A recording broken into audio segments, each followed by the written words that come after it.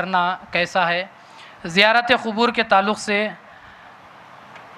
ہمارے لیے جو سب سے مستند چیز ہے وہ رسول اللہ صلی اللہ علیہ وسلم کا فرمان ہے، رسول اللہ صلی اللہ علیہ وسلم کا عمل ہے کہ آپ شہدائے احد کی زیارت کو آپ جایا کرتے تھے۔ آپ شب برات کے تعلق سے جو روایت آئی ہے کہ جس میں رسول اللہ صلی اللہ علیہ وسلم نے فرمایا کہ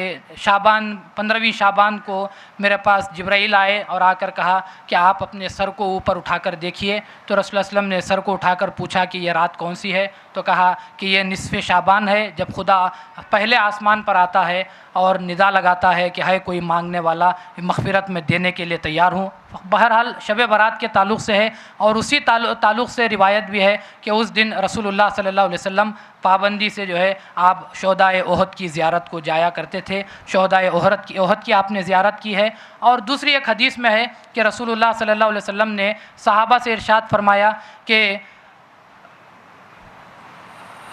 ہر چیز کو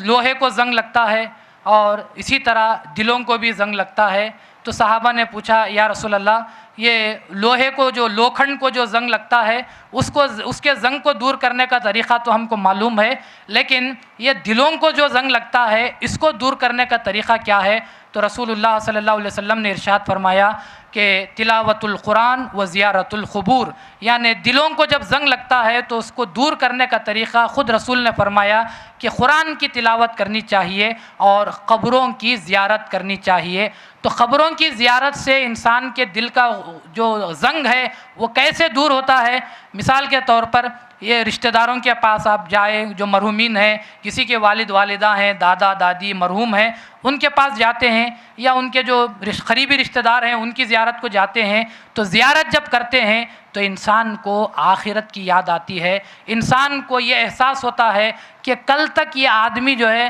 میرے ساتھ اٹھتا تھا، بیٹھتا تھا، ہم موج مستی کرتے تھے، کھانا وغیرہ ساتھ میں کھاتے تھے، آج حالت یہ ہے کہ یہ جو ہے زمین کے اندر چلا گیا۔ کل جب بھی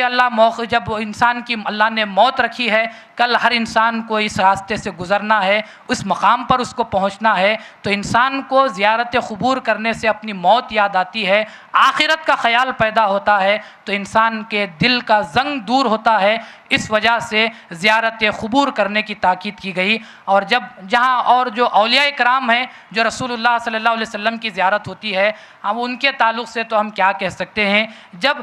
عام لوگوں کی زیارت ہوتی ہے تو ہم کو عبرت ملتی ہے، لیکن جب اولیاء کرام ہو یا پیغمبران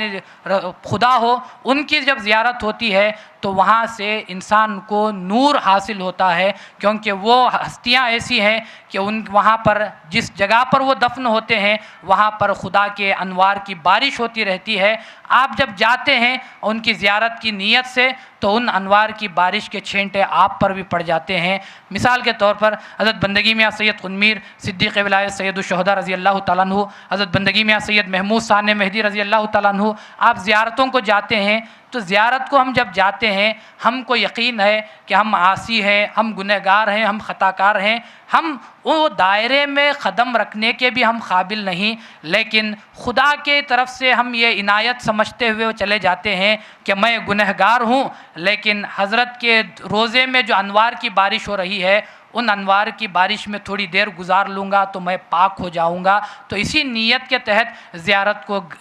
جاتے ہیں اور بزرگان دین کی بھی زیارت کرتے ہیں۔